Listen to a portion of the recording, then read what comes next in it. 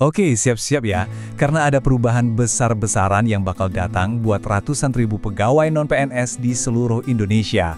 Nah, kalau Anda ini seorang tenaga honorer, atau mungkin cuma penasaran aja sama nasib mereka, dalam beberapa menit ke depan kita bakal kupas tuntas semua yang perlu Anda tahu soal aturan baru di tahun 2025.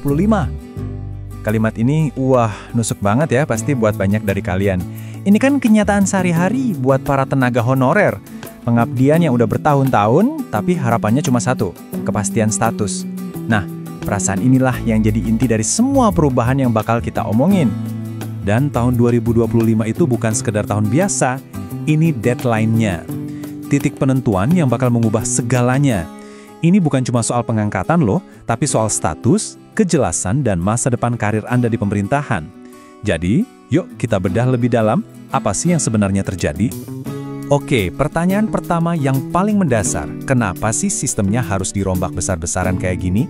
Apa tujuannya? Kok sampai status honorer yang udah ada dari dulu itu mau dihapus? Jawabannya sebenarnya cukup simpel, biar lebih sederhana dan jelas statusnya di birokrasi. Coba deh lihat perbandingannya. Perubahannya benar-benar fundamental kan? Sistem lama itu ada 3 pemain, PNS, PPPK, sama honorer. Nah, di sistem baru nanti, status honorer itu hilang, dihapuskan. Jadi kedepannya cuma bakal ada 2 jalur kepegawaian resmi aja. Jadi intinya gini, semua ini ada aturannya, yaitu di Undang-Undang ASN. Tujuannya buat efisiensi. Pemerintah pengen semua pegawai di lingkup aparatur sipil negara itu statusnya jelas, antara PNS atau PPPK. Titik. Dan tenggat waktunya tegas banget loh. Akhir 2025, semua instansi pemerintah udah harus nurut sama aturan ini. Nah, terus kalau honorer dihapus, solusinya apa dong buat mereka yang udah lama mengabdi? Masa dibiarin gitu aja? Tentu enggak. Pemerintah memperkenalkan sebuah konsep baru, semacam jembatan transisi. Yuk kita lihat lebih dekat, apa sih yang dimaksud dengan PPPK paruh waktu? Inilah dia jawabannya, PPPK paruh waktu. Gampangnya, ini tuh status baru yang dibuat khusus sebagai jembatan buat para tenaga honorer yang memenuhi syarat biar bisa masuk ke sistem aparatur sipil negara. Tapi, ini bukan pengangkatan otomatis biasa ya. Ada beberapa catatan penting yang wajib banget Anda tahu. Nah, ini bagian yang paling krusial. Nggak semua honorer bisa langsung otomatis masuk jalur ini. Ada 2 syarat mutlak yang nggak bisa ditawar. Pertama, nama Anda wajib, harus, kudu terdaftar di database BKN. Kedua, Anda harus punya rekam jejak pernah ikut seleksi CPNS atau PPPK. Nggak peduli lolos atau nggak. Nah, inilah saringan utamanya dari pemerintah. Satu lagi yang perlu diingat baik-baik, status ini bukan status permanen loh ya. Kontraknya itu maksimal cuma 1 tahun dan bakal dievaluasi terus. Kinerja Anda setiap 3 bulan dan setiap tahun itu jadi penentu apakah kontraknya bakal diperpanjang atau stop sampai di situ.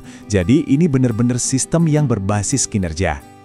Oke, kelihatannya ada solusi ya, tapi perjalanannya nggak bakal semulus itu. Mari kita jujur-jujuran aja. Ada beberapa tantangan dan rintangan berat yang bakal dihadapi para tenaga honorer di proses transisi ini. Dan ini dia mungkin masalah paling besar buat banyak orang. Kalau nama Anda nggak ada di dalam database BKN, ya mohon maaf, jalur PPPK paruh waktu ini otomatis tertutup. Ini jadi masalah yang bikin cemas banyak honorer, karena mereka jadi merasa nggak punya pilihan lain di sistem yang baru nanti. Nah, ini juga penting banget buat dilurusin, ini kutipan langsung dari undang-undangnya.